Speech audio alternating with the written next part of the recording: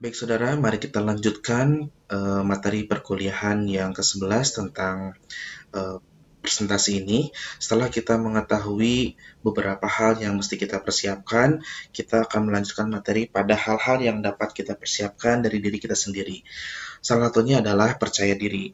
Oke, percaya diri ini merupakan salah satu faktor yang menyebabkan keberhasilan presentasi bisnis. Pembicara yang tidak memiliki rasa percaya diri yang kuat akan berdampak pada penyampaian presentasi bisnis yang asal-asalan sehingga tidak mencapai sasaran yang diinginkan.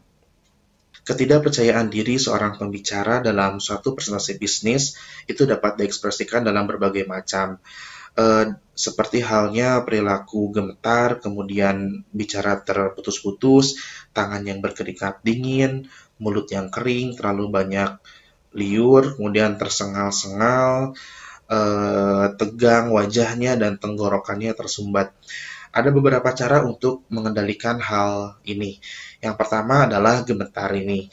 Tangan dan lutut yang gemetaran bukanlah disebabkan oleh adanya rasa takut.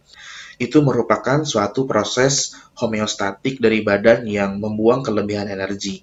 Janganlah mencoba mengendalikan proses ini dengan mencengkeram mimbar atau memasukkan tangan ke dalam saku karena akan semakin memperparah masalah. Gunakan kelebihan energi tersebut secara positif dengan melakukan gerakan tubuh yang termotivasi oleh apa yang sedang disampaikan kepada audiens. Lalu biarkan gerakan-gerakan itu terjadi secara wajar atau mengalir begitu saja. Yang kedua itu bicara terputus-putus. Jika saat presentasi bisnis, seorang pembicara kehilangan urutan pemikiran atau terputus-putus, maka sebaiknya lepaskan kontak mata dengan audiens. Ambil nafas dalam-dalam, hembuskan nafas secara perlahan-lahan sambil melihat catatan-catatan kecil. Selanjutnya, fokuskan perhatian pada apa yang sedang disampaikan atau dipresentasikan, dan bukannya apa yang terlupakan. Yang berikutnya adalah mulut yang kering. Jika pada saat pembicara melakukan presentasi bisnis dan terasa mulutnya kering, maka sebaiknya segera minta disediakan segelas air minum dengan cara langsung atau tidak langsung kepada panitia, atau meminta izin kepada audiens. Kalau air minum sudah tersedia, pembicara dapat langsung minum secukupnya. Di samping itu, pada saat presentasi bisnis, hindari mengunyah permen atau sejenisnya, karena hal itu dapat mengganggu artikulasi atau pengucapan kata dan dapat tertelan tanpa sengaja. Hal itu dapat mengganggu proses presentasi bisnis yang sedang berlangsung. Berikutnya adalah tenggorokan tersumbat. Apabila seorang pembicara yang melakukan presentasi bisnis, tiba-tiba tenggorokannya terasa tersumbat, sebaiknya belajarlah menguap diam-diam sambil tundukkan kepala, tutupkan bibir, buka bagian belakang tenggorokan, dan tarik udara masuk lewat hidung. Cara tersebut merupakan salah satu bentuk latihan untuk melepaskan ketegangan yang terbentuk dalam tenggorokan. Berikutnya adalah nafas yang tersengal-sengal.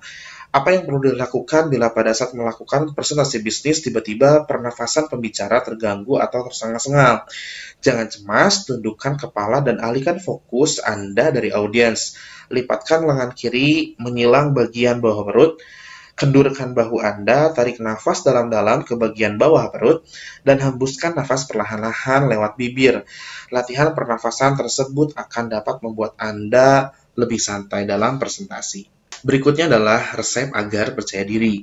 Percaya diri merupakan salah satu persyaratan bagi keberhasilan suatu presentasi bisnis. Oleh karena itu, seorang pembicara yang profesional harus selalu mencari berbagai upaya untuk mengembangkan percaya diri ini. Peter Urs Benders dalam buku Secret of Power Presentations memberikan resep bagaimana seorang pembicara mampu mengembangkan percaya diri. Yaitu yang pertama adalah saat Anda diperkenalkan, maka tersenyumlah dan pandanglah sekilas semua hadirin atau audiens, dan kemudian kepada orang yang menyatakan segala yang baik dari Anda yang memperkenalkan Anda tentunya.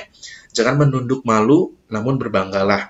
Yang kedua, mulailah perlahan-lahan dengan punggung dan dagu yang tegak, kemudian percepatlah secara bertahap.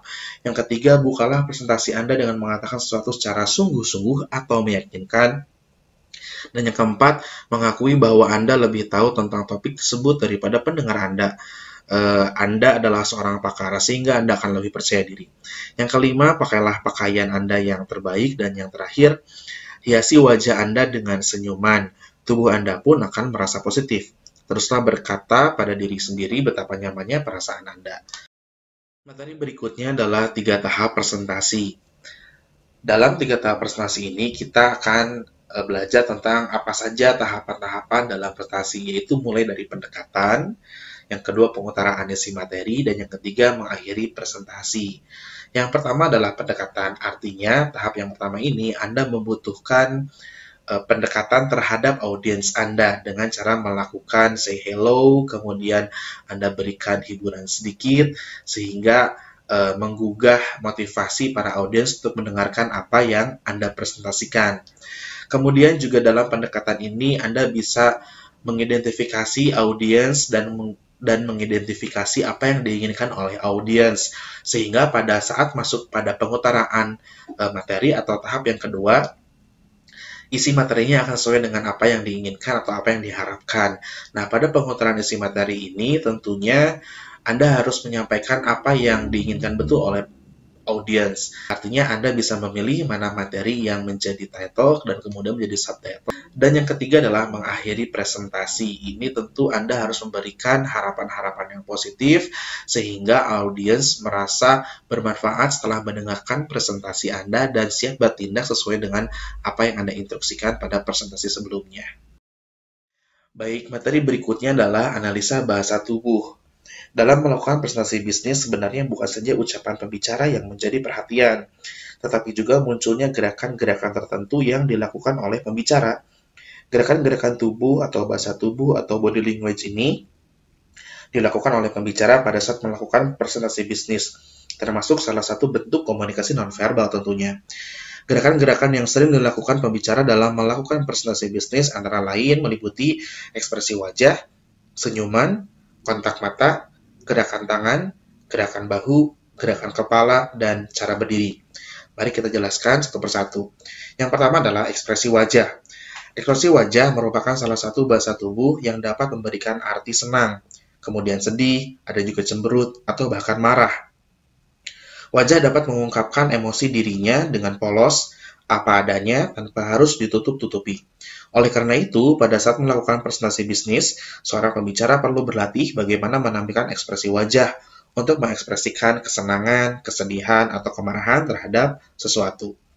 Yang kedua adalah senyuman. Tidak ada komunikasi yang lebih handal di antara manusia selain senyum.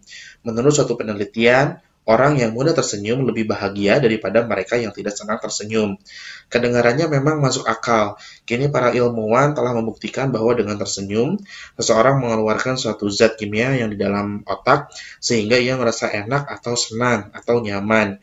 Bagaimanapun juga, orang yang tersenyum menunjukkan bahwa ia merasa senang, yakin, dan nampak mampu mengendalikan emosi. Yang ketiga adalah kontak mata. Kontak mata atau eyes contact yang efektif dan efisien adalah ciri-ciri profesionalitas pembicara.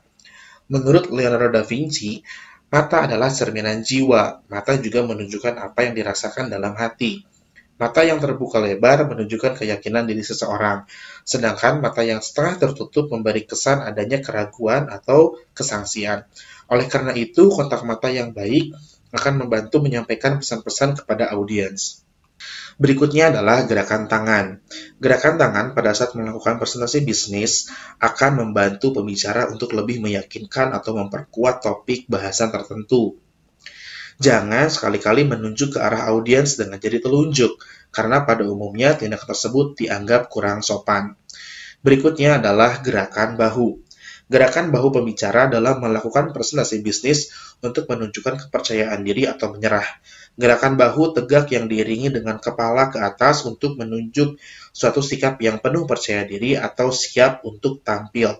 Sedangkan bahu yang terkulai yang diikuti dengan kepala menunduk untuk menunjukkan suatu sikap yang kurang bergairah atau tidak siap atau menyerah. Yang keenam adalah gerakan kepala.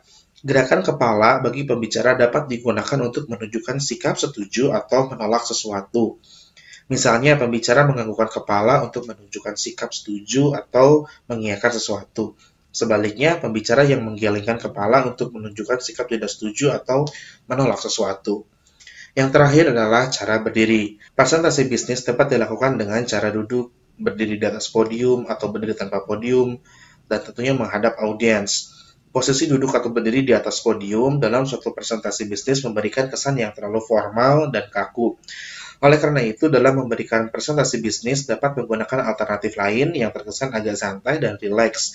Itu merupakan posisi berdiri secara bebas menghadap audiens. Dengan posisi berdiri bebas tersebut memberikan keleluasaan atau kebebasan pembicara untuk mengekspresikan kemampuannya menyampaikan pesan-pesan bisnis di hadapan audiens.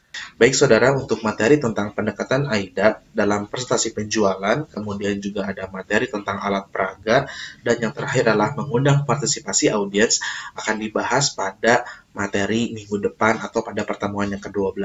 Demikian, terima kasih atas partisipasinya untuk mendengarkan materi pertemuan 11 ini. Semoga bermanfaat dan saya pamit undur diri. Wassalamualaikum warahmatullahi wabarakatuh.